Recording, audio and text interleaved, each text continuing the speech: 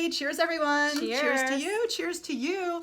Welcome to Creative Happy Hour where we get drunk on the creative possibilities. each and every week with you guys. Yes, so we do. Don't forget to subscribe.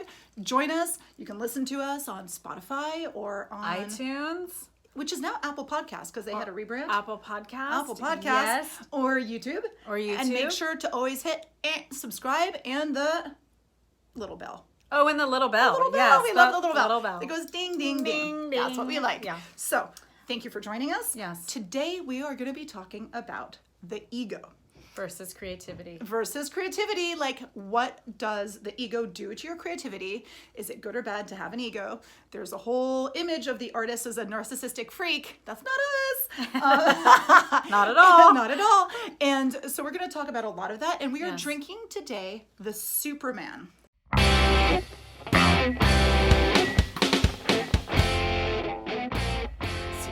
We thought that was good because Superman has an alter ego. He has an alter ego. Or He has Clark Clark Kent. Has an alter ego. Which is which? Which We is don't know. which? We Well, don't we're know. going to talk about that. We're going to find out. So we're going to taste this wonderful Superman concoction. We're going to tell you a Yes. little bit about it. Yes. And then we are going to talk all about the ego and what to do so that your ego doesn't F up your creativity. Yes, we do not want your ego sabotaging your creativity. We don't want that at all. So, So off we go. here we go. Cheers to you. Cheers. Cheers to you. Cheers Let's to try you. it out. Okay. I'm just laughing because it's so weird. What's weird, the drink or us or all of it? All of it. You're letting your ego judge. It's a little sweet. I mean, it tastes a little bit like cough syrup.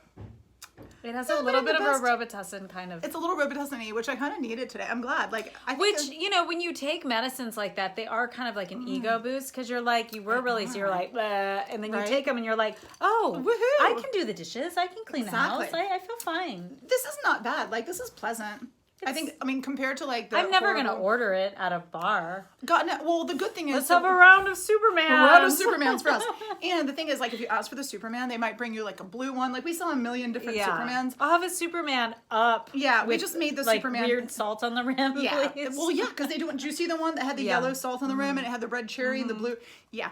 We just made the Superman that felt the least disgusting to Yeah. us in terms of the recipe, and then we winged it anyway. We Yeah. flew like Superman. Yeah. We winged it. We It's cased a it. bird, it's a plane. It's Yeah. the Superman. We did that. So tell us, because you were our bartender. You bartended I was a for bartender. us I mean, today. it should technically be a little bit more red based on our recipe. However, according to that recipe, but I mean, yeah, who cares? we kind of always, take our own creative impulses, urges, Yeah. desires, all of And it. just- all of it. yeah. And this drink, literally, like I tried to look for a history for it, and there wasn't one. So I was like, yes. Yeah, perfect. We don't Score. even have to do no that part. dates, no details, No math. no math, no names. I love It's it. just, it's like the Yeah. upside down. Exactly. So it's gin. I mean, kind of the main ingredients are gin, vermouth, red vermouth. What else? Did we use red vermouth? We did. Yes. They asked Red for brandy, however, Apricot brandy. apricot brandy. So Cointreau. Cointreau. Cointreau. Yeah. And they asked for grenadine. Which we didn't have that either. Didn't have that So- either. Shit, blackcurrant. Yeah, cassis. Close enough.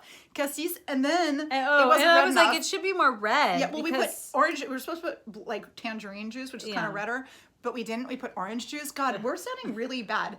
We were being did creative. Nothing right. And then, there were maraschino cherries in it, and Micah noticed that I was there's like, some red it's number the 5. perfect red color It's that red it number should be. 5, and we're like, so if we have a seizure or something on the show, It's red number 5. probably red number 5 from the maraschino cherry but it juice. looks really cute. It- And then we yeah. dropped some cherries in there. Yeah, like So- 5 or 12. A couple, a few. Yeah. So it's good. We're feeling good. We're already flying high like Superman.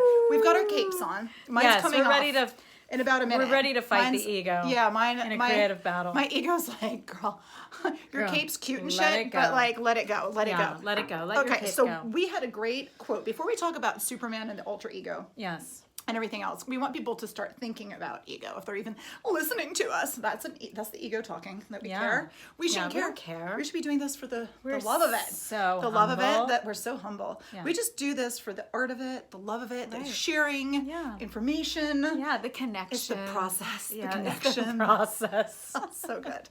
So basically, be thinking about ego as we talk about superego, but John Lennon had a great ego quote where yes, he said, and this kind of embodies, this sums it up. essentially what we're talking about is here, awesome. what we want to talk about. He goes, part of me suspects that I'm a loser, and the other part of me thinks I'm God Almighty. You're just left with yourself all the time, whatever you do anyway. You've got to get to your own God in your own temple. It's all down to you, mate. I thought it was cute. Yeah. And then we have a few more quotes, because I love quotes. Oh, I don't even know about these. Yeah, Marina Abramovic. Oh, yeah, I do. I know about these. Marina Abramovic says, the second you believe in your greatness, that's the end of your creative career. Yeah. That's a little hint as to some of the tips. Yeah, Toodles' artistic career. And then the last one we wanted to talk about with the ego was Alejandro González Iñárritu, who did Birdman, the movie, and among others. I mean, he's kind of amazing. He said the ego is extraordinarily demanding. It's a dictator, and it can push you to bring out the best in yourself, but at the same time, it's relentless and never will be satisfied and always will find ways to crack you. Yeah, again, it's like the monster that you can't genius. You can't stop feeding it. Like Fiona, she's a monster and we can't stop feeding her, and she doesn't shut up.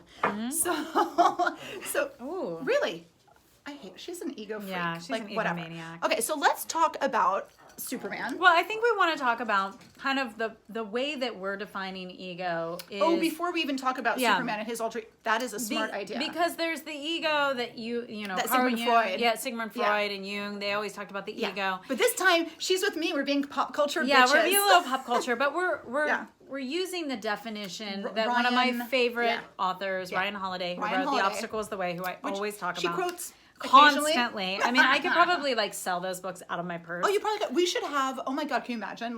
May have links to purchase things as, I mean, we could be affiliate marketers for that frickin' book. We really could. Because I mean, I've already, Why is my dog growling? Wow. She's an egomaniac. Anyway, so we essentially want to talk about the ego as, it's kind of the unhealthy belief in your own ability or your own importance and caring about it that much. It's like an unhealthy, exactly. Like I think so that's ego, kind of what the definition that we're talking about. We're going with that. And also it's not just the highs, but it's the lows. Like so many people think that if you are down on yourself that you don't have an ego, and that is not true either. We'll show you how. I mean, a lot of times that's a way to kind of validate ego behavior. Like being the victim is one of the sure signs. We're going to talk about that. That's one of my...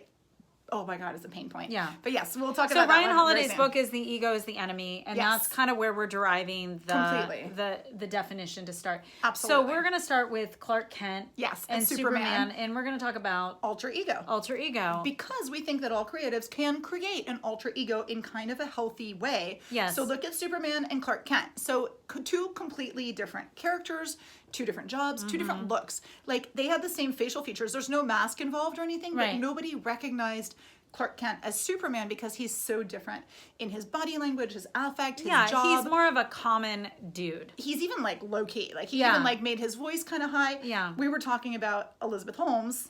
Oh yeah. So from Theranos. Well, she's specific. We were talking about these alter egos. There were a couple specific elements of the alter ego. Well, there's Sasha Fierce, who Beyonce, like as if Beyonce needed an alter ego.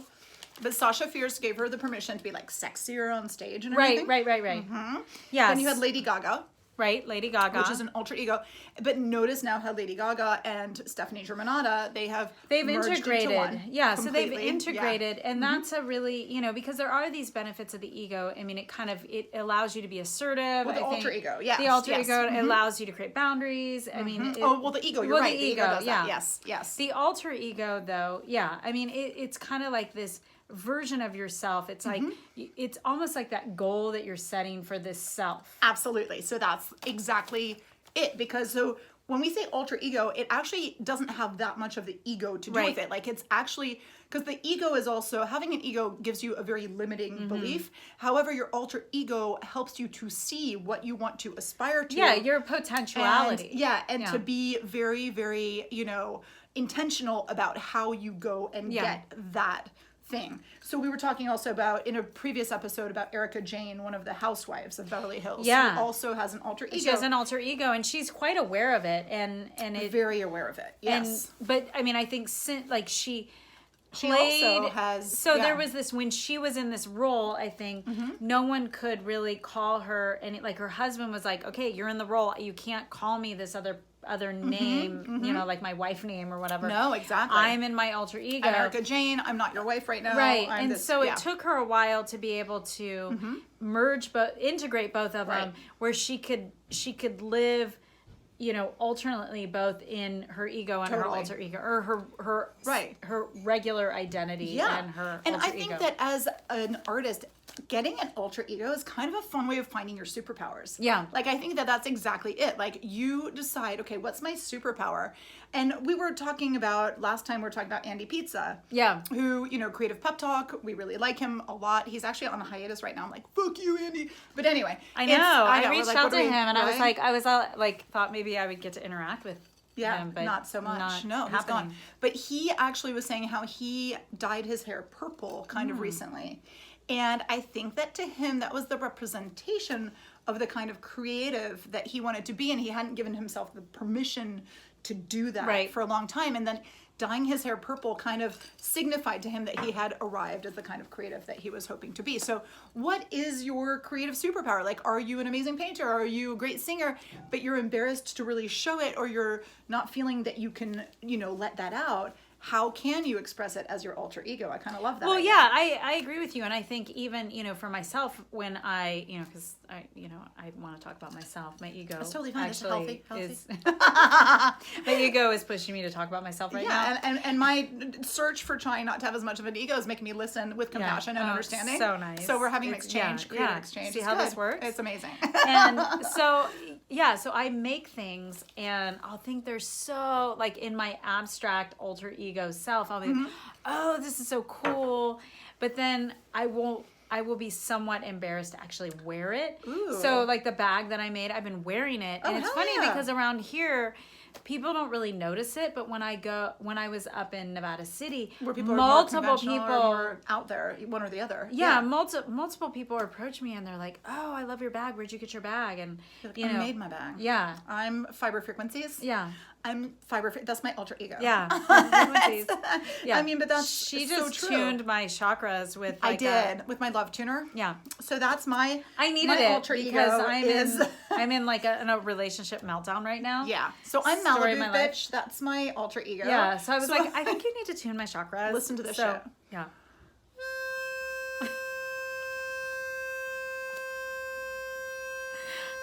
Okay. It's middle C. It's middle C. Whatever. It's very centering. But see, that's my alter ego is Malibu bitch. That's what I want to do. So I'm taking steps to be Malibu bitch in my everyday life. I like that. Yeah, and I'm getting closer and closer to you Malibu are bitchhood as much as I possibly could you living are. in Marin. I'm seeing it. Right? Emerge. You're seeing the transformation. Like, yeah, it's really, like there and then you're like amazing. back to this. Amazing. Yeah, and then you're there and then and there's. It's amazing. Yeah. Yeah. It's kind of like when you time contractions and they're like when they're 1 minute apart. I'm vibrating at a faster frequency. Yeah, then all of a sudden it's like she's gonna give birth to this Malibu bitch thing is gonna happen. Yeah, totally. Yeah, alter ego. It's gonna be amazing. So wow, we didn't even plan that part, but no, we didn't. It happened. That's it. Yeah. So okay, let's define alter ego a little bit more because there are different types of alter ego. Yeah. Not all of them are super helpful. Right? You've got the really cool ones. Malibu bitch, super helpful. Yeah. Sasha Fierce, amazingly helpful. Amazing. But, okay, so there's the other self. The other self. The other self is kind of that other personality or an amalgam of personalities that reside within yourself and that you can pick and choose from. Yeah, so it's like who you are at grandma's house, who you are out at dinner, who you are with your friends at the bar, who you are at work. You know, friends at the bar is a real self. Who you are with your husband, which I would know because I don't have one. You had your inner husband. I have an inner husband. You're yourself with your inner husband. Yeah. It's pretty great. Yeah, I'm pretty integrated. It's a beautiful love. It is. It's a beautiful love. I love it. Yeah. So the other self, and this is kind of interesting because it's kind of, sometimes it's even a byproduct of like when you're forming your actual ego, which your ego being the way you react to things or how you've been built up or built down with your, your reactions to things that have happened to you. this might be a byproduct of that. Like you have, and I totally agree with the thing, if you act very different in certain groups. Yeah, and you're also negotiating other people's egos. So you go in and you're like, Grandma doesn't like seeing my tattoo, or Grandma doesn't, you know, or I can't really, you know, wear slutty clothes at work, or, you know, like, it's like, yeah, you might be a complete slut on the weekends. And like my dog. Okay, so yeah, so like at Grandma's house. Yeah, so you have to behave. So you're also negotiating other people's egos. Like Grandma's like, that's my granddaughter. My granddaughter doesn't dress slutty. Doesn't dress slutty. A full sleeve of tops. Yeah, that's not my family member. Right. You know, and your work may think, wow, she's really smart, but damn, she parties a lot on the weekend or what. Yes. You know what I mean? Like whatever it is. But what's interesting is that sometimes I think that we expect, like, not only are the expectations different from other people, but I think that we expect the expectations to be different. So it's kind of this cycle. Yeah. And so we're constantly trying to perceive always what other people are trying to how they're perceiving us. And sometimes you don't really have a choice, because like you were in an office before where you really had to just kind of tone it down because you sensed that the reaction was negative, and now you're in a different situation where it's much more positive. Yeah. Like my goal for the past 10 years, maybe I would say, maybe more, has been to kind of get my life to a place where I don't have to have that many different alter egos, because I kind of want my authentic self to come out, because I want to act in a way or be a way and be in situations that I can be myself all the time and be with people, you know, but then that's maybe limiting as well. Like, you know, I mean, it's sometimes being uncomfortable or being in a situation where people are completely different is good, but I do like to at least react in a way that's true to the one. Yeah, and I think you do as you keep working on checking your ego, and I think that is something you constantly have to calibrate. Like, you know, is my response, is it an ego response? Or is it a real response? Or is it real? Authentic? Is it authentic?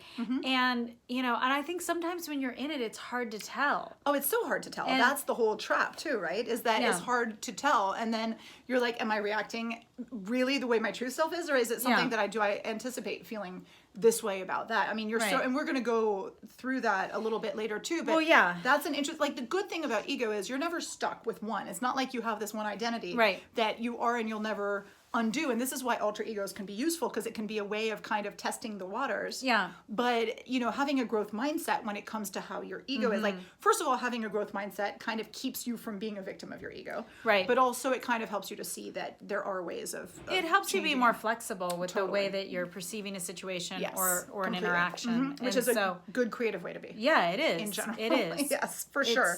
Yeah, for sure. So another alter ego that we can talk about is your idealized self. Yes. And this is kind of interesting. It's like a double-edged sword, because it's kind of who you wish you could be. Aspire to be. Yeah.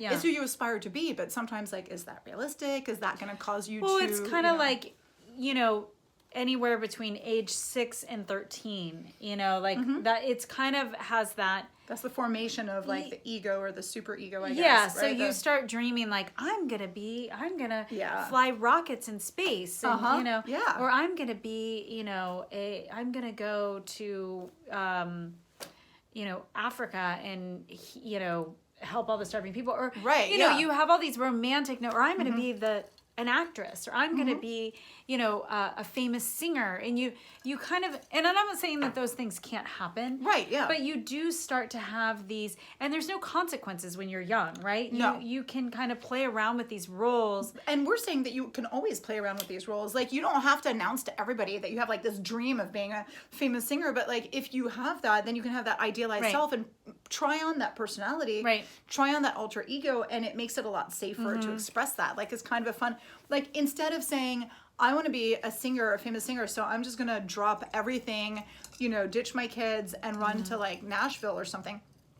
Why don't you just go and actually get up on stage next time you guys are doing office karaoke? I mean, there are ways of doing this, you know, but it's true. But like, give it your all, you know, like have that alter ego where you're like, oh no, I'm not office mate, you know, whatever. I am. Yeah, live in that, in that alter ego. Completely. Like, no, I think that's a great idea, actually. I mean, I think that's fun. Yeah. Okay, then more than the idealized, then you have the evil alter ego. And this is the thing where I think you put this evil side of you, this Dr. Jekyll and Mr. Hyde, you put it in this box and say, no, that's my evil alter ego. And you think that it's safe there. Like, I don't think that that's always awesome, but Yeah, maybe... this is the ego that comes out when I'm in a romantic relationship. this is like, I'm a pretty, like, most people will tell you I'm like a pretty diplomatic, nice person until relationship Micah comes out. Relationship Micah is evil, dark. Oh no, the evil queen. Yeah. My kids call me the evil queen because the my snow queen. My evil queen comes out when Maleficent. Have you seen Maleficent? That's me. That's me. That's me. When somebody like I can rage crack. right, but I can like rage at my kids and I can be like the worst person ever. But somebody pulls some shit on my kids and I'm Maleficent. I'm just like, and they're like, oh my god, the evil queen has just come out. Yeah. This is so terrible. And they're like, run. They're like, take cover. Yeah. And I'm just like, no, watch the destruction. Yeah. You know, and it's so insane. Yeah. But we all you go get there. your Superman kryptonite and you just blow shit up. I'm so insane. Yeah. It's fine. That's my ultra. I get insane too. Evil ego. Yeah. It's my okay. ego gets cray. Right? Cray. And that's fine. That's our alter ego. And as long as we can perceive like that's something where I think we're like, I'm judging what's happening to my kids and I'm reacting in this way. Well, and because then you I see just them as go an over the extension top. of yourself. Yeah. I mean, sometimes, right? Unless they're being assholes. I'm like, not my kid. My husband and I will say, your son, do you know what he did today? It's always your son. Your daughter called me, and can you imagine? You know, we're so bad. Not But we my do daughter. that constantly. Yeah. That is Constantly. hilarious. It's kind of funny. Okay. So then there's the trusted friend, Which alter I love. ego. I love the trusted friend. I love the It's trusted little friend. inner voice. Yeah. That's a nice alter ego. And we like to think of that one as, you know, It's your the conscience. way. It's Your your conscience. little- It's the way that you would want other people to treat you. It's golden ruly. You're Yeah, super it's golden ruly. Yeah, it's golden ruly. My little trusted friend, her name is Golden Ruly. Yeah. She's amazing. She's really She's nice. so sweet. She's so She sweet. includes everyone She's and everything, inclusive. and she's so nice She's and so friendly nice. and But this is a good considerate way, like and humble. And humble, always humble. I love it when people. Are I like, already wanna kill I love her. it when people say, "I'm so humble." I'm like, no, Oh, no, okay, people. no. When you have to announce If you have to say you're that humble, you're humble, you're pretty it's bad. because you're not. Yeah, Okay. pretty bad. Yeah. That is an oxymoron. Totally. If you In say you're full humble, effect. you are a narcissistic Freak show. show. I know so many people who've said that. They're like, And you're like, always humble, like. yeah. But the trusted friend I love because I think this is a way to look at yourself from the outside. It's kind of a safe way to kind of get detachment from the situation and be like, what would my trusted friend alter ego do? Yeah. What would perfect me do? Right. I love that. Like, what would really nice me do? What would good person me do? That's a higher functioning way Yeah. of thinking. It's frontal lobe. It's and it's more kind of realistic like- than the idealized one. Right. It's just like, what would this good version of me? It's not probably going to get you thrown in prison or No, usually fired no. from your job or anything Probably like not. that. So No, yeah, which is- boring as hell. But Shit. yeah, Absolutely. And then the last one is the intentionally designed personality. which we thought Elizabeth Holmes was a really good example. She's a good one. Just so you fully get like you can grasp Yeah. the details. Yeah. Yeah. Like that's the person. just that's, think Theranos Yeah, that and- comes off as like a little artificial. Like you get like or a lot. a lot artificial. Like you get these Complete fake. accessories. Well, it's true. Yeah, exactly. Yeah. Like you've got the accessories that are not true to self. You put on this new voice, this new Mm. behavior. Like none of it actually makes much sense. It's not Yeah. awesome. And that's where you totally create a new personality that really doesn't resemble you that much at all. But it again, if it doesn't go like all Theranos category, like it's still a good way of playing with new ways of being. Well, yeah, and I definitely think, like I've said this before, you know, there's a dental school in San Francisco, and they, you know, from the day you start the school, they you told me refer this. you As doctor. as doctor. Yeah, yeah. And so Nice. you start getting into this identity. You start owning this Yeah, you start identity. putting on that identity. I like it. And, you know, because I think when you're training for some position Mm-hmm. like expert in a particular field, then, you know, sometimes you know, maybe that academic aspect doesn't always match how you feel on the inside. And when you well, start, that's your ego. it's behind- kind of yeah. that, it's that whole idea behind fake it till you make it. till you make it. Yeah, And which is both good and bad. Like a lot of people say, fake it till you make it is like a terrible way of being, and then If it's- there's a side that's yeah, positive. yeah. So If you just, do it know, in kind of a healthy, aware way. I mean, if Yes, you're a complete totally. psychopath and you just if you're a complete psycho, like generally lots of things aren't going to work out for the best. I mean, I'm just saying. But yeah, no, I think so. I mean, we'll go back to Bill Holiday. No, not Ryan. Bill. Right. We'll go back to Ryan Holiday, who basically he's saying that unhealthy belief in your own importance is, where we're talking about the problem. Well, that's where you hit the wall. That's where you hit the wall. And then the interesting one was Bill Walsh says it's where confidence becomes arrogance. Yes. This early member of Alcoholics Anonymous, who's anonymous. Which we might want to join pretty soon. Probably. That's right. I think we won't be anonymous. We should be we'll Alcoholics be like, Outspoken. I'm drunk and I'm Micah Black. Alcoholics Outspoken. Yeah. So they said that ego is separation from, and they're like, from what? From everything. And creativity is more inclusive and, kind of collaborating with. So that's kind of an interesting way of looking at it. I think that kind of Well, awesome. we were talking about, kind of like the ultimate creativity is the creating a human, and it's the egg and the sperm, they don't do that, what they do separate. No, they have to get together. But a lot of egomaniacs and narcissistic. And I know later you're like, kids. ooh, did I do that with him? Yeah, exactly. Yeah, that's the ego. That's the ego. Anyway, the creative part of that don't have ego. It's like sperm, egg, mix it together. It's collaborative. It's collaborative. Yeah, and it's judgment free. It's judgment free. Now you can judge your ass later in the mirror. A lot. That's between yourself and and God. But well, okay. So we can't help you there. You just mentioned God. Oh yeah. So let's mention the New Age Bible, shall we? The New Age Bible is the Course in Miracles. A Course in Miracles. Here, hold that baby up because people are going to understand that we're totally the freaks that they think we are. There we go. So that's our little Nouveau Bible. So they talk about the ego body illusion. It's an illusion. Yeah. Yeah. So the illusion being that the ego is kind of part of us and that it exists, right? Right. Really, it's not supposed to. I mean, you're better at summing this shit up because there's so much of it. There's just so much of it.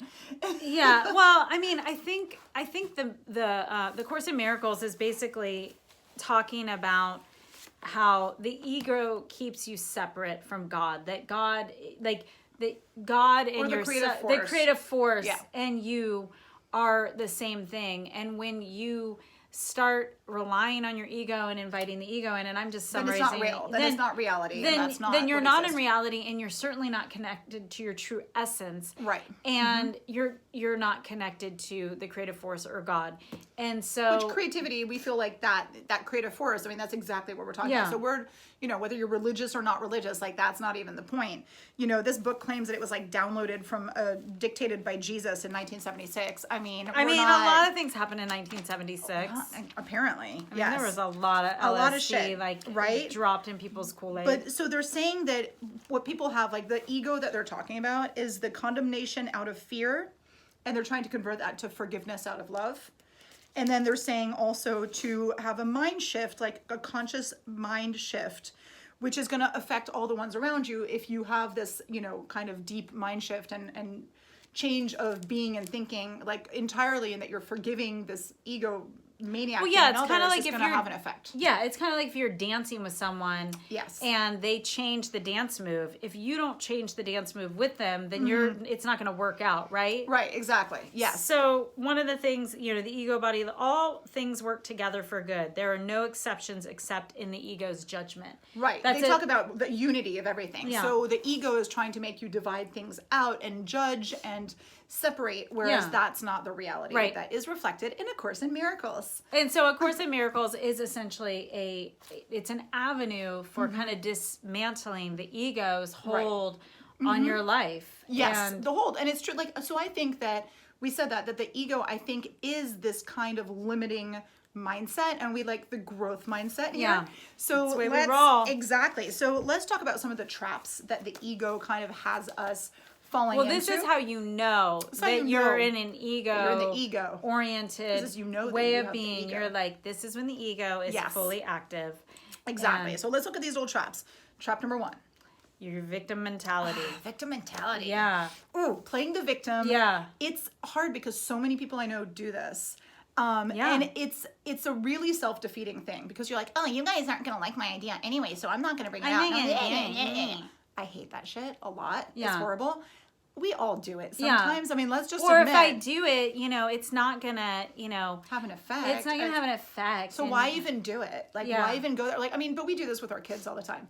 why am I even going to tell you? Because you're not going to listen to me, and you're not going to, and so you keep that. You're not going to do your best work because you're just stopping yourself because you're like, nobody's going to listen. Well, it's an excuse that you use. When you get into a victim mentality, it's like, I'm not going to date anyone because no one, it's not going to work out. It never worked out before. It never worked out before, and so it's not going to work out. Why is it going to work out now? No available men. None of them. And nobody cares. Like, nobody, and then all your friends are like, yeah, you're too good. Like, you're too good. Yeah, you're too good. And they just, like, totally stroke the ego. Yes. They're like, they're threatened by you. You're like, oh, they are.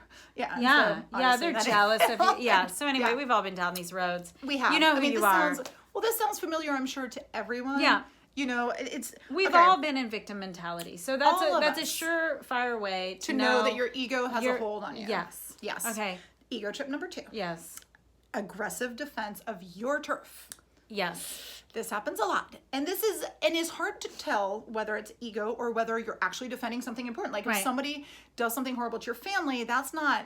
No, it's just turf. That's like somebody just fucked your family over. Like, you're in danger. You're in danger. Call the police. Feel free to unleash evil, queen or whatever we're unleashing. Call Superman. Right? Call Superman. But I think that when you're like, oh my God, we were in a meeting and so spoke up and that's not their division and that's my department. And like, come on, how limited can you be? Like, just support each other. And you're all going to get further. Again, it's, segmenting everything. We're all one, baby. We're all one. Yeah. So that defending your turf means nothing. And often that turf is just so subjective. Or just being like, concerned if you have a similar business in a similar area or I painted something and somebody painted something vaguely familiar. And you're like, or you're a musician and they use the same kind of sound and they're, happens all the time. You go and you sue them for, creative rights. But look what's kind of interesting. So let's look at one case that happened in music recently. Katy Perry got sued. Yes, by her church. By a church. Yeah. Katy Perry's had a long and complicated history with the church. Remember she tried to buy that church from those nuns. Oh, God, it's anyway, so long weird. Story. But they sued her ass. They said and you know what? It's highly possible that she was super influenced by something that she heard in church. I mean, she's a religious chick. She was in church a lot. Like, I'm not saying that she did this on purpose. Yeah, but it wasn't the part of the, like, Daisy Dukes. Yeah. No, it was the other, it was the, I mean, her songs aren't exactly churchy. But this one had a din. I think it was this is a chord that could happen anytime. I didn't listen to the actual thing, but what happened is she just paid up the money. She just coughed it up. She's like, okay, sorry about that. Boom. Yeah. She was, instead of being reactive, instead of bitching about it, instead of playing the victim and being like, poor me, blah, she was like, you know what? Sure, maybe. Give him the money, move on. Like, I think that's so much healthier for her. And right now she's frolicking in the Mediterranean at some Google summer camp thing. And she's living her best life. She didn't really lose any money. She didn't lose anything. For her, $2.6 million. She's like, I don't care. I'm Katy Perry. I'm on a yacht in the Mediterranean and you're a little church that just sued me. What are you going to do with the $2.6 million? She does not care. I get the feeling that like that is an egoless move where she's like, great, I benefited. Yeah. Maybe I was influenced. I don't know. But it's all one. It's all one, baby. Take my money. You know, and good for her. Like that, maybe. That's badass. Right? I thought it was pretty badass. That was good. Yeah. Okay, ego trap number 3. Being easily offended. Yes. That's the thing. J.P. Sears did one of those things where he was like, how to be offended. Did he do how to be offended? Probably. Yeah. So many people, like, they use that as a power. Yeah.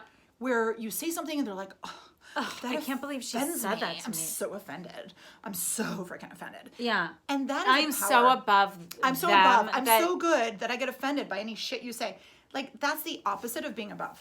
Like, if you were, bigger than that and somebody was saying something that's potentially offensive, I'm not going to say it here but I was talking about sentence structure earlier and there was a maybe used in the sentence. Yeah. And I got so offended. No, it pissed you off. You got offended too. I did. But it pisses us off because we're thinking somebody's playing mind games. That's all. That's all. And that's a trigger. But if you think about it, I think a trigger plays on the ego. But yeah, it does play on the ego. Like, it definitely does. And well, because it's like, who do you think you are? Who do you think I am? How would you, like, that's all ego shit. So I think that is the thing. I think, and what is it? They said the Yeah, emotional trail. Yes, you love that. Oh my gosh, she ate that up. I When wrote she it said down. that, we got that. Yes. Where did I write it? So you know that the ego has visited. If you have a trail of emotional reactions behind, and that's Boom. and so that, you know, because I think people are like, well, how do I know, you know, if my ego's involved or if it's gonna, you know, destroy my creative production or whatever.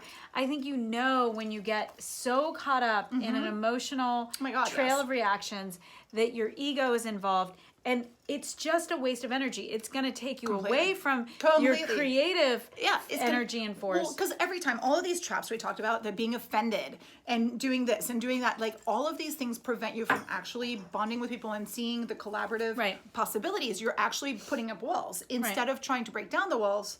And somebody, you know, who's very much, you know, in power right now has a wall situation, and that is ego. Yeah, that is that is not a metaphor. It's like a real situation. Real thing, but it's not creative. It's not a creative thing at all. Yeah, at some point I'll tell you my love story that I created before the podcast. The Donald Trump love story. Yes. Oh my God, this is so good. Oh my God. I mean, because I was saying that he was kind of like the ultimate egomaniac, and that we invented that he had this love story. Yeah.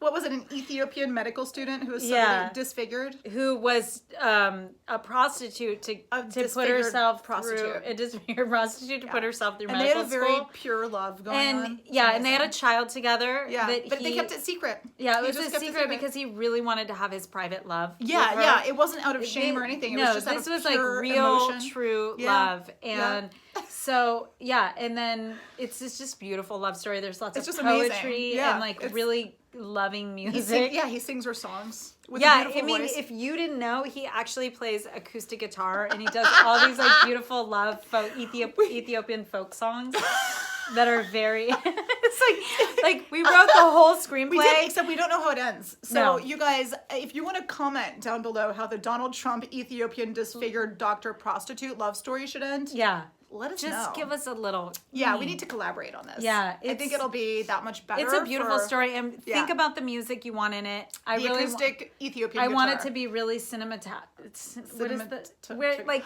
really like beautiful? We could have Alejandro Inarritu film it for us. Oh my God, beautiful! Mindset. Yeah, growth mindset. I just want it to be like in Ethiopia, like beautiful, sweeping landscapes, and Donald Trump tears running down his face of pure emotion. Yeah.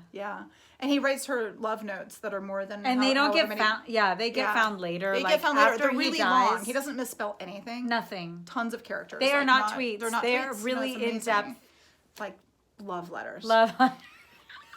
Okay, we're insane. We're sorry. Oh my God. Okay, the Superman is a really good drink. Yeah. So, okay, cheers to that. We can start talking about. Yeah, cheers. Have another sip of that. Another Superman, my friends. Anyway, where were we? We're going to talk about how to keep your ego from fucking up your creativity. Yeah. We're going to go to the useful thing. So what we're saying is don't like an ego is fine. Healthy. Like they talk about healthy ego. There's quiet ego. We're going to talk about some of that. Yeah.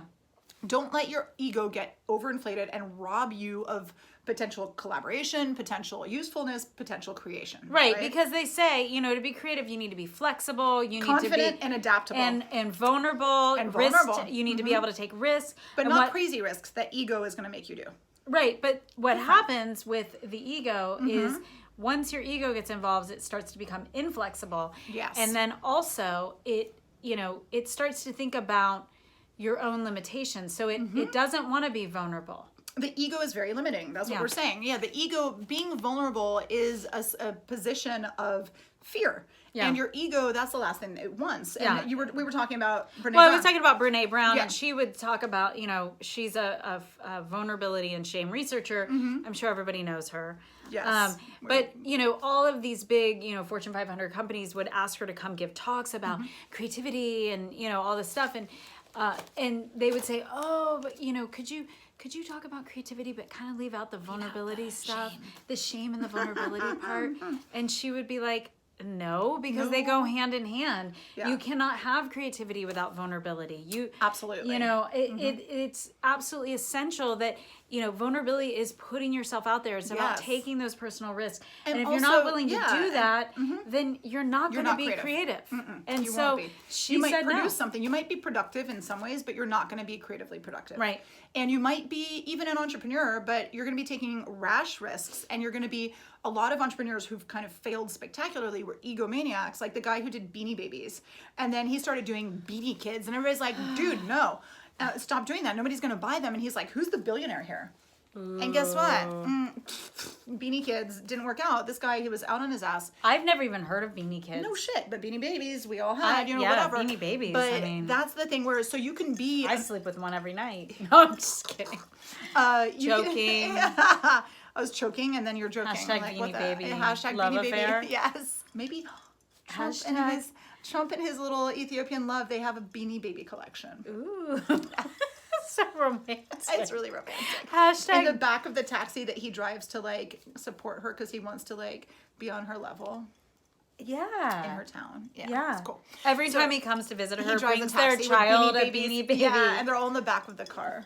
Oh God, you're gonna make me cry. This is so romantic. It's so bad. It's so bad. It's so bad. Oh I mean, my I God. don't mean to like. No, that's terrible. Okay, what were we saying? We were talking about the vulnerability. Oh yeah, so the if you can be a entrepreneur, but you can't be a creative entrepreneur, Right. If you're all caught up in your ego, Right. Because to be a creative entrepreneur, you actually need to listen to your team. You actually need to be listening to other people's ideas. You actually need to be supporting other people. You need to be there to help others and give and be coming from a place of generosity rather than being like, how much money am I going to make? Yeah. right now? What can you do for me? Exactly. So that's not awesome. So they say, be humble, right, in real life, but still have aspirations, but have a humility, a real humility, not like, I'm the most humble ever, the humblest. You know what we said about that, people. You need to be gracious when you're successful, Yes. which is fine. Easy. I mean, come on. Like, if you're successful, like, you don't have to be like, We'll "Boom, go back eat and it." watch our Oprah episode, and then Oprah's done it. She's good, man. She's the She's queen good. Exactly. of calibrating the ego. She really is. And that's Yeah. probably why she's so successful. And then when we fail, which the ego is terrified of failure, we need to learn that resilience, which is kind of the opposite of the ego. Yes. And that is the formula for success. So boom, we should all be there. We're working on it. We're working on it. Hey, We have a growth mindset. mindset. And then another one of our heroes, Julia Cameron, Yes. also has spoken about ego, and she The says Artist's Way. The Artist's Way, which is an awesome book, which we're going to have a whole episode, I think, dedicated to. I the think so Artist's Way. because I mean she's so Yeah. fundamental. So she says, so this is really interesting because I think a lot of people think this, that creatives are egomaniacs, because they're always thinking about their feelings and their production and their this and their that. And that's kind of a bad self-defeating concept as well. She Right. says, we tend to think, or at least fear, that creative dreams are egotistical and this thinking must be undone. And we agree with that a lot. Like, creative production has a value for people who consume it, has a value for the person making it. It's not a selfish way of being unless No. you make it that way. And I think that it's really important not to fear that, you may fear the judgment that people Yeah, think so that, but the get romantic over it. partners of some of the creative people might be like, oh, he's a selfish egomaniac asshole. But That's independent of him being an artist. that's separate from him being an artist. Exactly. Or her being an artist. Yes. So we had heard this thing. So there's a quiet ego, which is a goal. It's kind of a Buddhist ideal of the quiet ego. So it's acknowledging. I love the Buddhist. Right? Come on now. So it's acknowledging that you have an ego, right? But keeping it a little quiet. Like, not suppressing it completely. Keeping it a little quiet. Well, yeah, because as we said, the ego in its healthy form, Yeah. it helps you create appropriate boundaries. Totally. Yes. It helps you. What else does do it a lot help of you do? stuff. It helps you a lot in all these ways. there were some really That was good things I that know it there did. were. I know. The Superman had.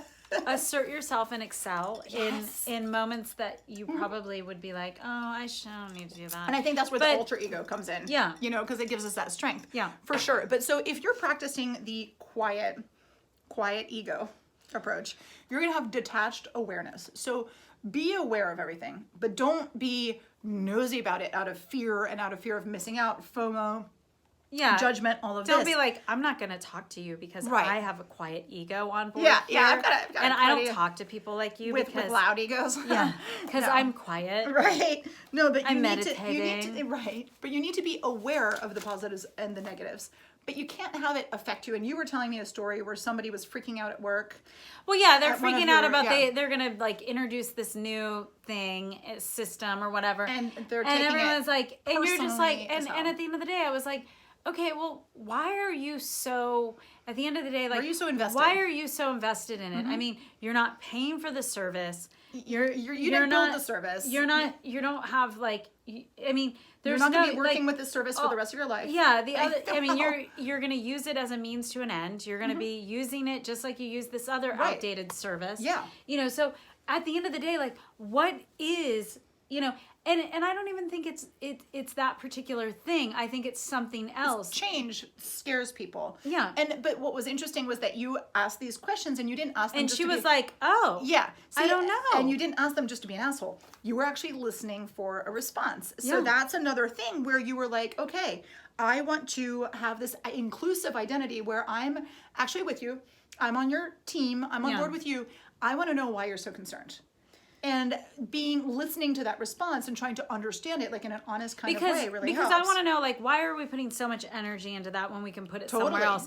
And I mean, there's so many places where you can start disassembling this and think, okay, well, so, you know, you can think about it politically. You can think about it. I mean, that's another method, which is perspective taking. That's another thing, to put things into perspective. Yeah. The ability to put things into perspective is a very non-egomaniac way, or it's a quiet ego way of succeeding and of communicating with others. So I think you did that as well, which is, you did everything right, Micah. It's amazing. And look at her with like her graceful humility. Oh my God, my head is like, my ego is just exactly. It's growing. It's getting big. It's growth mindset. So mindset. I'm growing my ego. Growth mindset. Ego, see, but growth mindedness. Inflated. Is another. No, not inflated. Just growth minded. Yeah. Is that you know that things are going to change. You know that things are not permanent. You know that this is just a moment in time that can be changed by me or by somebody else. And so that's a totally non-ego way of seeing things. Like, it makes it a lot less scary because that fear that comes from your ego of like, oh my God, what's going to happen now? And this is going to suck. If you know that this is just, it's a process. It's a process. Fine. It's a process. And that's like us making our podcast. Well, and I think that's, you know, kind of the philosophy behind Alcoholics Anonymous, which we will eventually be part of pretty soon. But we won't be anonymous. We'll be like, no, we're going to be like, hey, creative happy hours here. Yeah, I mean, I think that is essentially their philosophy is like one day at a time. One day at a time. It's a process. They really do kind of. They're like, hey, you don't need to figure this all out in one fell swoop. And if you fall off the wagon, like, that's okay. Like, which is an anti-ego approach, I think. Completely. And it's a growth mindset of like, hey, you don't have this under control yet. But that's, you know, that's it's okay. coming. It's today, okay. you got today. Right. And so for a creative, like, you could have fucked up your painting today. But, you know, tomorrow you're going to paint over that shit and it's going to be fine. Or like on our podcast, we've got some episodes, we've got more views, and we got others where it's kind of like, wah, wah, you know, whatever. Yeah. But we're kind of like, you know what, we're making progress. And some days, honestly, we'll watch it and be like, oh, dude, like we were tired. I said that. I said that. Yawning. I was exhausted. Yeah. Whatever. But we see a positive trend and we make ourselves see it too. I mean, I think that it's a lot of like convincing that everything's good. Yeah. But it's fine to see things lie to ourselves. But I think that also, since we're genuinely trying to communicate with people, we're genuinely trying to reach out and have like a creative, you know, a beneficial creative effect on people. We do. We totally do. We totally do. We don't just want to drink by ourselves like assholes to like speak for yourself, lady. No, I'm joking. No, but that's the thing. That's what makes this all I wouldn't have have shown up tonight. I would have just stayed home with my bottle. She would have drank at home. Am I drinking at home? Yeah, just like, except that like half of our liquor's here, so I know. I buy it and I bring it over here. That's how I get her over here. It's pretty good. But no, that's the thing where I think that we know it's a process, and we know that we're trying to give. We know that we're trying to communicate, and actually every little interaction that we have with another creative like feels really good to us, and that's kind of our little reward.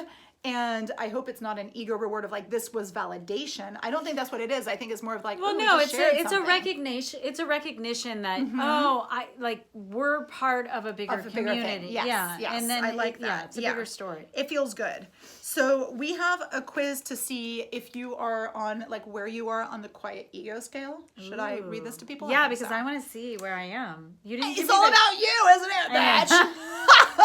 I mean, my ego is. Okay, so question number 1. Well, it's not a question, it's like a statement. So I feel like I already highly failed. do you agree? I know, you're not paying attention, like you're wondering. Okay. I often pay attention when I'm doing things.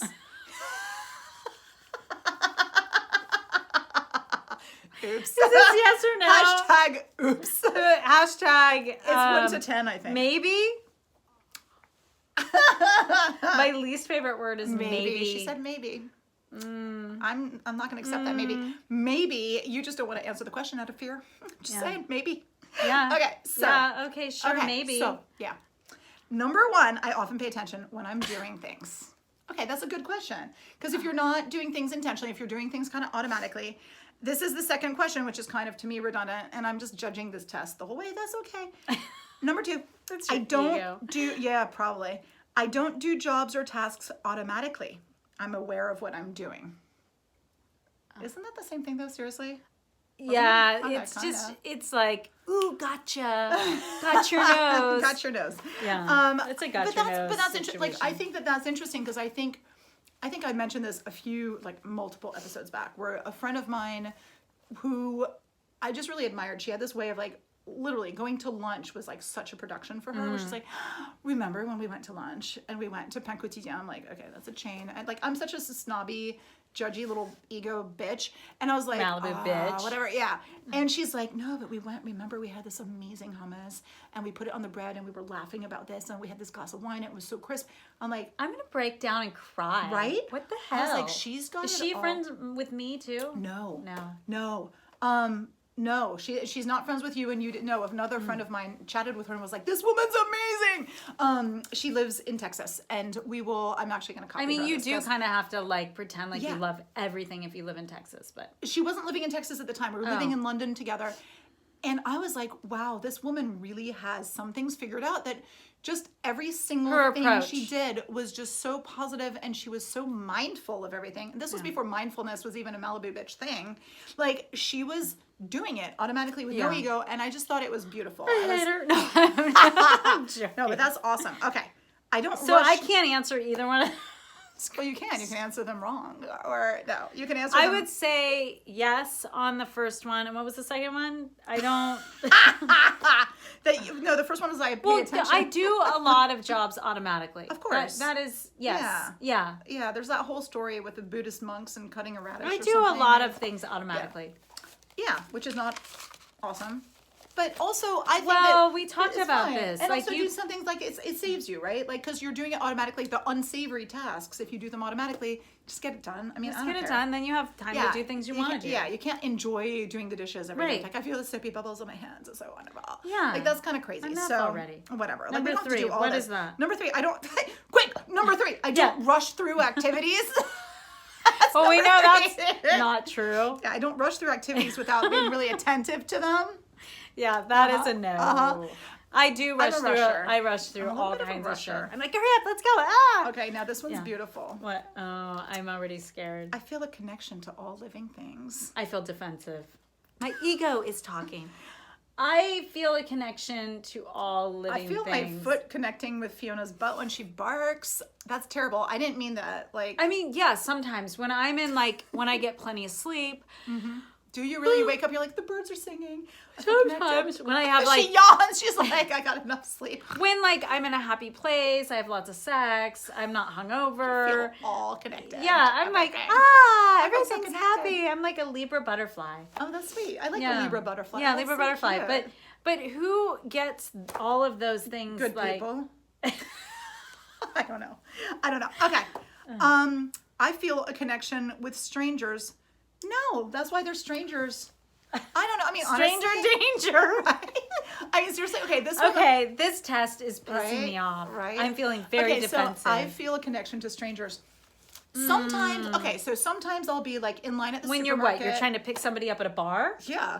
No, so And I'll you've had be, too many drinks? Yeah, okay, I feel connected all of a sudden. but like sometimes I'll be like, you'll be in line and you'll have a little joke with somebody and you'll give each other a look and you come back and you're like, oh, that felt so nice. Like we had a little moment. And that No, was I nice. do. I and do they're have still those a stranger and it's nice and it's like fine. It even almost feels better that they remain a stranger. Like I don't want to. I don't have to invest. I don't get exchange further phone involved. numbers. Yeah. But I think maybe, sure, maybe, but not often. Okay, because I'm kind of a bit like sometimes I do pretend to be looking at my shoe and stuff and or whatever. Okay, I feel a connection to people of other races. Donald Trump movie. Yeah, that's kind of crazy. I feel. Well, I think that's so like putting you in some like Right? it's a got your nose question. It's a pretty bad question.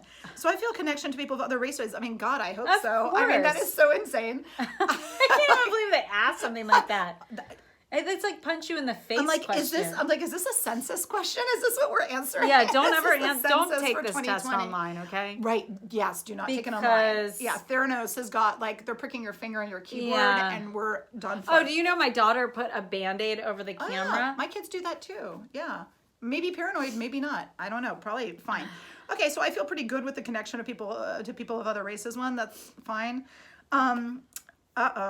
Before criticizing somebody, I tried to imagine how I would feel if I were in their place. Stupid. That's how I would feel if I were in the place of the person. I mean, I don't know. Like, okay, I'm a critic. How do we feel? I mean, I don't criticize like gratuitously, but like Rachel Hollis, we criticized day and night, and we admit it, and we don't care. Well, and we read the book, so we were legit. feel- Like and we she's- fully read it out loud. We read it out loud to people. We did, and then So like you don't even have to buy it. You can just watch our and podcast. she's not poor because of us, because we bought her freaking book. Yeah, Right? we did. Yeah, we so- legitimately bought it. We thought twice. We were too about lazy to return it, so we still own it. We still own it. If you guys want, And we a free still copy, we'll live send in it a to you. world where Yeah. you can read a book and say you don't like it, Exactly, which is nice. or say you like we're it. allowed to do that. We Yeah. talk about a lot of books that we Yeah. like. We had some fun Instagram buddies, like fellow podcasters who Yeah. we love, and I hope you're watching this. And they're like, "Oh my God, we're so excited that you reviewed this book. What'd you think?" And I was like, "We're negative bitches. Like, watch it or don't. I don't know." But it's really bad. And we they actually laughed. They thought it was funny. we actually do take a positive spin on it. We did. We tried to be positive with the chapter headings. We were fair. We were fair. Come on. And This is why she is not a judge. She is not Judge Judy for a reason. no, there is a reason. Because you would all you'd all die or you would get the penalty. guillotine, people. guillotine. The freaking guillotine. I am French. She would bring Yeah. the guillotine back I into would. fashion. It'd be in the courtroom. You wouldn't get like, be like, death consider- row, nothing. You'd be No, like, instant. off with his Off head. with their heads. So yeah, and when I'm upset at someone, I try to put myself in their shoes. I actually do try to do that because I work in the healthcare field. So Yes. I actually will. have to, I do sometimes. actually have an alter ego self that is very, Caring, Micah. yeah, caring, gentle, kind. Yes. I love it. Healthcare worker Healthcare Micah. Micah. I do. I have. She's and- healthy and she cares. And I've had people say, "Oh my gosh, thank you so much for your bedside manner." You know, See? my boyfriend never says that because Weird. I think he hates Yeah. my guts right now. But I you're mean, by the bed all the time with him. I don't Yeah. understand why your manners just aren't there. He's just not in it. I don't know what to tell you. It's terrible. it's a different bedside manner. Yeah, it's lack of bedside manner. Yeah, it's different. That is not comparable, people. Yeah, well- Anyway, where were we? Okay, when I'm upset at someone, so I'm trying to think if I do this or not. I try not to get super upset unless somebody I try to be a better person about this. I don't know. It's whatever. Okay, I try to look at everybody's side of a disagreement before I make a decision. Well, Yes. Yeah. I think that's what smart people do. Yeah, totally. I think they try to Yeah. consider it's a diplomatic way. Yeah. I do have the ability to do that. I'm pretty diplomatic. Unless it's in a romantic Unless it has to do with relation- me, and then it's like Yeah. over. No, but if it's something like for me, if it has something to do with like me, my kids, or whatever, like yeah, it's really hard to keep the ego out. Yeah. But then a lot of people, like if they're on a board or if they're in a boardroom or they're in an organization, Yeah. they have this personal attachment to shit. I'm like, guys, we're on a team. We're all together on a team. Yeah. Like, we should all be doing what's best for the team Right. and best for the organization.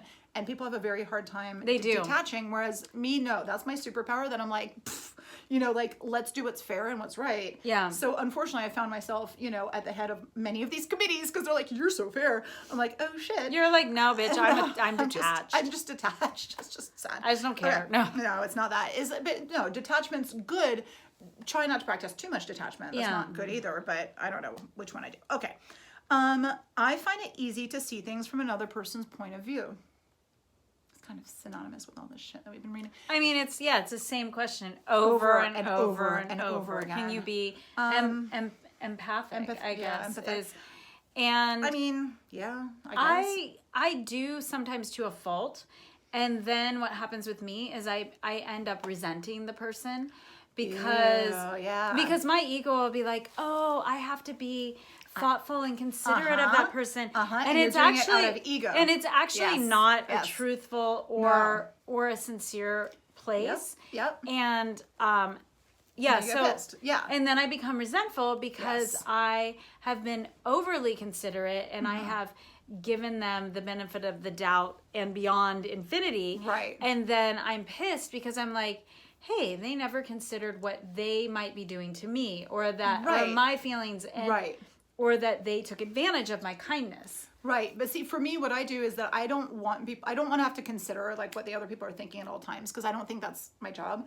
And also, I don't think other people need to consider what I'm thinking at all times. So basically, I just try to act like in a decent way.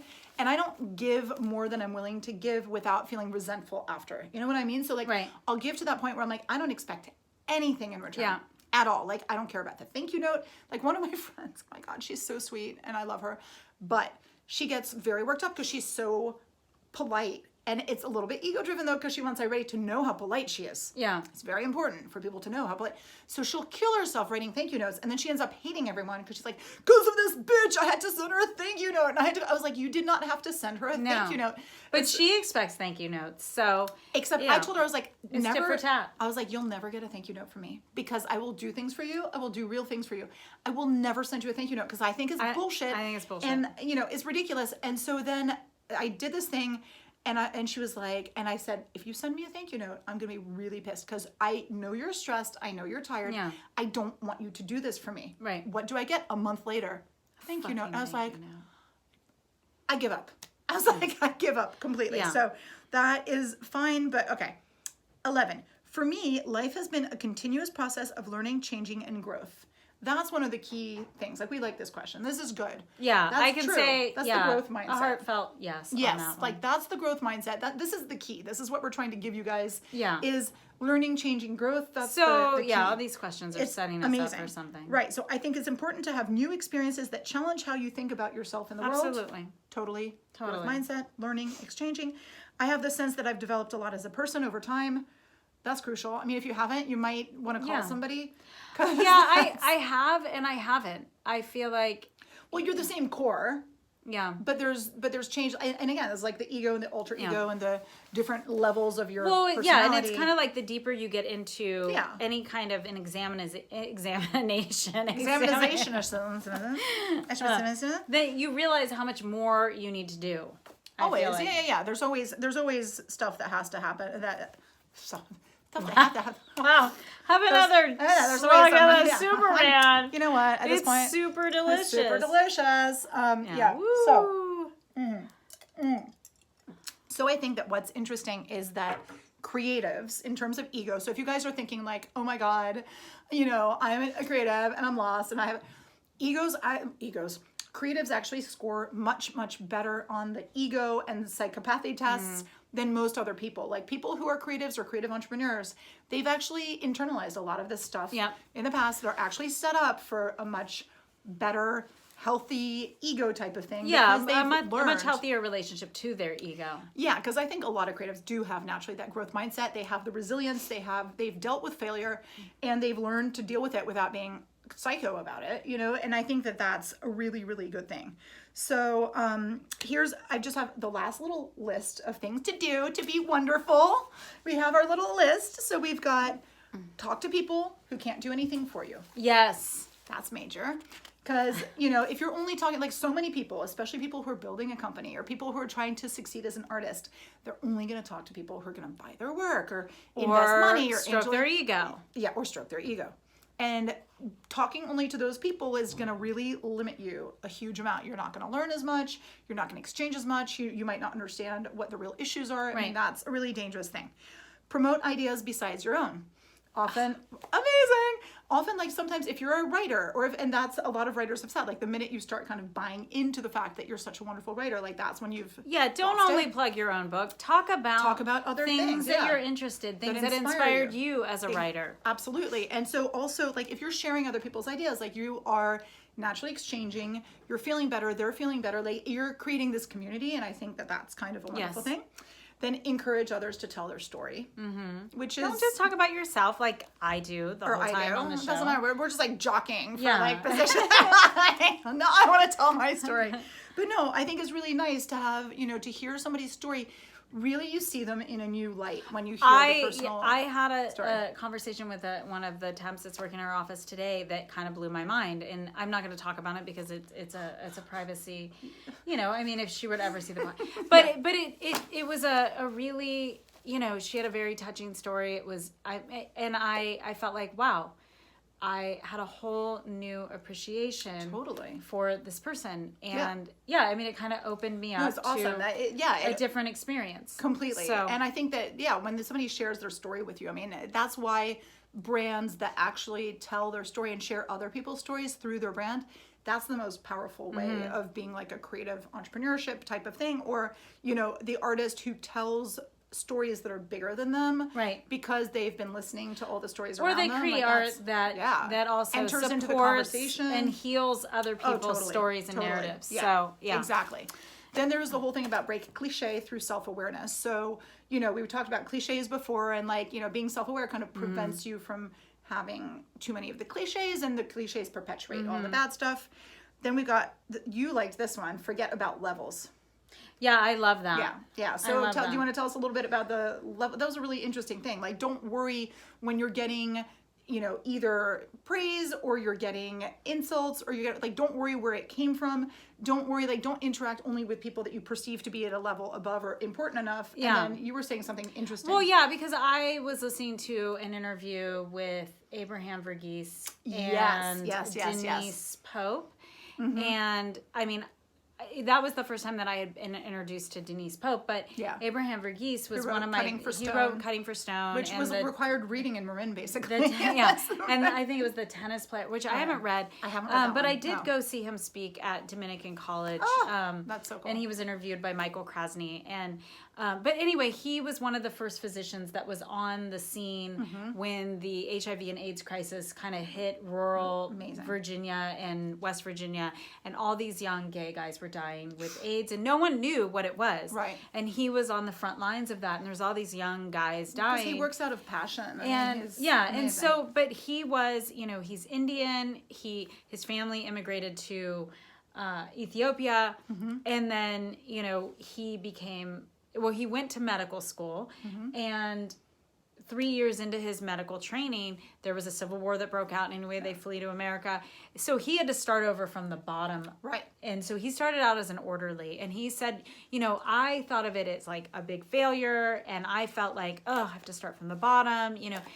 And he really kind of praises that process now, because he says, you know, it really gives me insight to all the people, all the levels. Yeah. He goes, I have a real great appreciation for the orderlies and the medical assistants and the RNs and all the people that really, you know, they're the ones, he says, that, you know, the 23.5 hours of the day with the doctors there for maybe 30 minutes, 30 seeing the patient. It's all these other people that spend the entire day with this patient. So anyway, he kind of had this really beautiful perspective about seeing the levels as a deeper connection to all the structures that understanding to what goes into things. Yeah. And it was beautiful. So I listened to the interview on a podcast called On Being with Krista Tippett. I love it, the podcast. And she interviews Abraham Verghese and Denise Pope.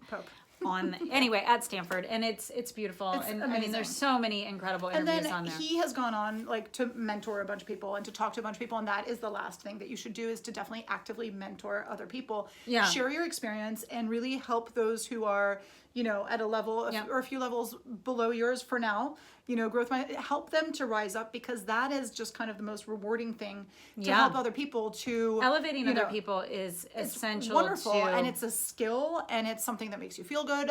That is not an ego-driven thing. It is really just kind of elevating everything. Yeah, is amazing, and you know that kind of guarantees that we're going to have something better and better to work with. So I just kind of love that. I do too. So I think that's maybe a good spot for us to end our ego convo. Yeah, I mean, the egomaniacs that we are. Yeah, I know.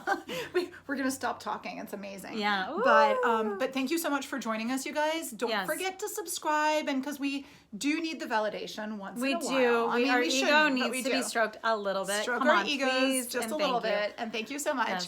Yes. And we will see you guys next week. We're gonna have another really fun show for you. We're gonna keep working on the concept of live events so we can have our ego stroked in person.